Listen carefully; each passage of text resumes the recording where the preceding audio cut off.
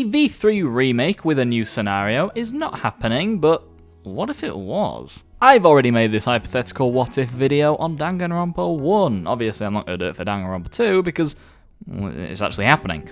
But V3 isn't happening either, so let's talk about this. First thing I would want to see in a V3 remake new scenario, this is probably the biggest thing, the thing that 90% of people can agree they would want to see if there was an alternate what if Danganronpa V3 tackled.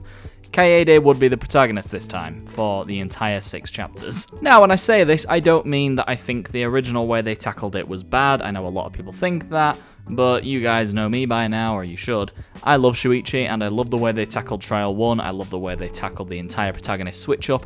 It was done really well, in my opinion. But, obviously, if they are going to do a new scenario, the most sensical and obvious thing that you could possibly tackle would be changing it so that Kaede actually does remain the protagonist. Kaede is a beloved character, and I just think it would make a lot of sense, especially because we would get to see more depth to her, we would get to see her character arc unfold in a different way, and a prolonged way as it would happen over the course of 6 chapters, rather than being cut very short in 1. If this were to happen, I personally think Shuichi should still remain a major character, at least for most of the game, because I think Shuichi's relationship with Kaede and vice versa is integral to the plot, and to be honest, in a weird, kind of corny, cheesy way, they do need each other and they work very well together, so I think that should remain. Now, I don't necessarily think that Shuichi and Kaede should swap places, because then that would mean Shuichi would die, which, yeah, I guess they could do that if they wanted to, and I wouldn't be opposed to the idea because we've already seen Shuichi get a full character arc, but I just don't think that would really work because it would be kind of out of character for Shuichi to do what Kaede did, and, you know, he's a bit more passive, so I just don't think it'd really work. Just a little hypothetical bullshit I'm throwing out there. Chapter 1 would play out completely differently. Obviously, if they want to keep protagonist switch up, we could maybe have a different character, like potentially, I don't know, Himiko, be the protagonist for the first chapter, who is then the Blackened, and, you know, she's close to Tenko, so that then kickstarts an arc for Tenko's character, but then the protagonist switches to Kaede, because, let's say Kaede also had a strong connection to Himiko, and then there's that direct parallel in Trial 1 unfolding. I don't know, I'm just throwing bullshit out there, but it could happen, it could be cool. Rantaro should live longer. Okay, at the end of, after all these main points I'm making, I'm going to go over the death order. But yeah, I think Rantaro definitely needs to live longer, because he is one of the coolest characters in this franchise, at least at the surface level. Obviously, I don't adore Rantaro, because there's not really anything to him, but I do think he was really cool, and it was definitely wasted potential there, because I want to know more. You know, maybe we could have him live for the entire game, and as each chapter progresses, he slowly starts to recover some of his older memories and learn more about what unfolded in that 50-second game, and then we can also use that to find out what happened between him and Tsumugi. Maybe Tsumugi was a player in the 50-second game. Do we know if she was or not? Because if she was, there could be some very interesting things to unfold and talk about there.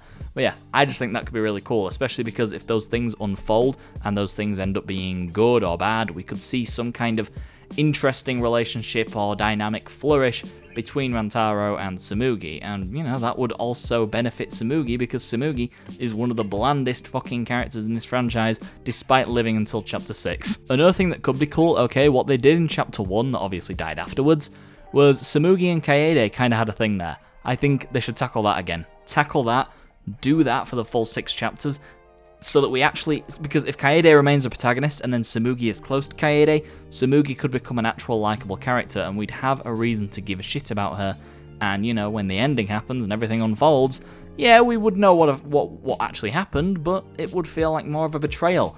It would tackle something that I've criticised in the past, and obviously, as me personally, because I don't really care for Tsumugi, that could be huge for her character and for the game in general. Another one, okay, just kind of throwing out some shit here. I don't know how many people would agree with this or how many wouldn't.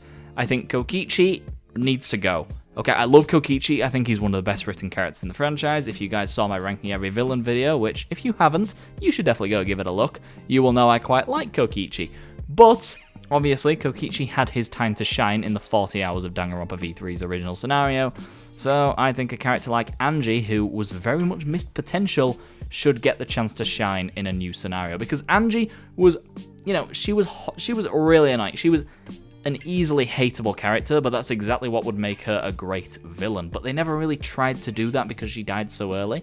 Also, I just think having a female rival or a female side antagonist could be cool because they haven't done that before. And, you know, V3 is all about changing the mold and breaking it and all that, and having a female side antagonist instead of Byakuya, Nagito, Kokichi could make things very interesting as well. So you're killing two birds with one stone there, and also making Angie interesting and, you know, cool. That being said about Kokichi, I do think that, you know, even though he'd live a lot less, I think in the time he is alive, he should get a chance to actually... we should get a chance to know more about his character and make it clear.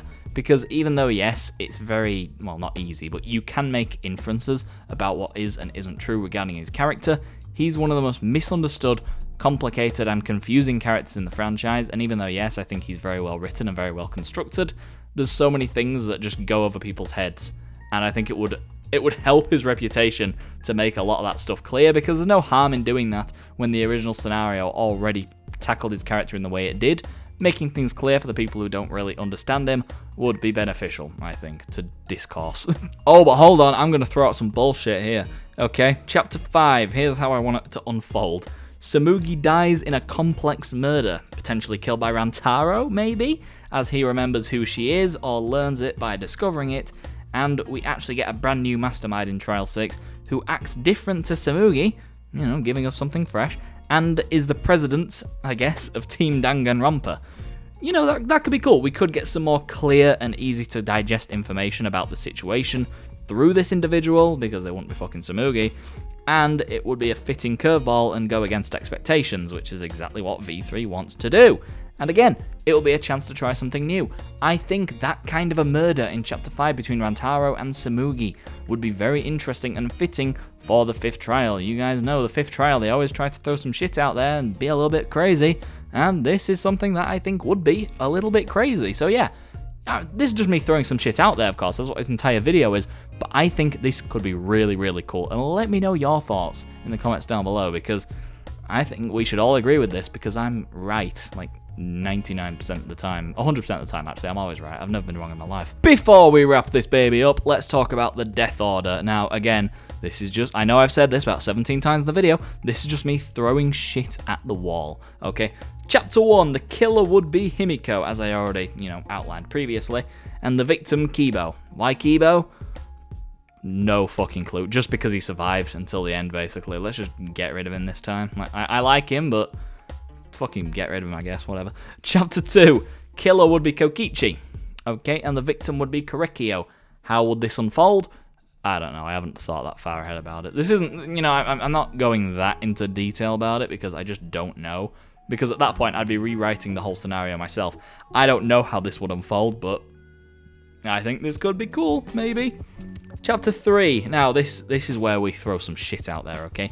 We'd have a killer, it would be Ryoma, and the victim would be Gonta. Why Gonta? Because, well, Gonta survived quite a long time into the original scenario, so it makes sense for him to go quite early on in this one. Then again, this is still halfway through. But anyway, but then we'd have a second killer, which is Angie, and the victim being Maki. Why Maki? Because, well, Maki survived until the end. It's the same logic.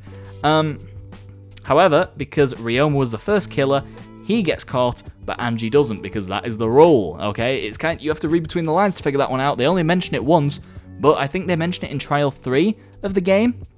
Yeah, if there's a second blackened, the second blackened is completely disregarded, okay? It's first come, first serve, and if Angie's gonna be the antagonist in place of Kokichi, that could be fucking sick, where she actually kills someone halfway into the game. You know, Nagito tried to kill someone in Chapter 1 of Danganronpa 2, but failed. But imagine if someone actually gets away with it and continues to live on. That would be really cool. And honestly, I think they should tackle that in Danganronpa 2x2 as well. Just do something like that, because if you're going to throw that out there, the fact that there could be a blackened just living on for the rest of the game, why would you not use that to its fullest potential? Why would you not make use of that idea?